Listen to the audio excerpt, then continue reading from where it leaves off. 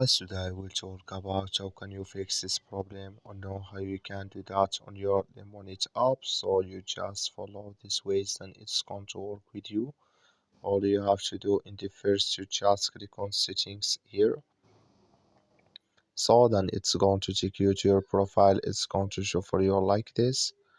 Then you go down here, just click on apps.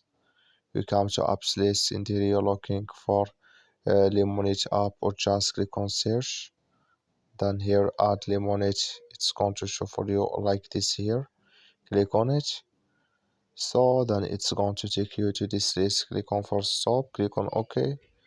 Then you go down, just click on storage. Come to storage this here, just click on clear cache. Then all you have to do, so you just restart your phone and start it again, then it's going to work with you. That's all you have to do. That's all. Thank you for watching. Don't forget to support us by liking and subscribe.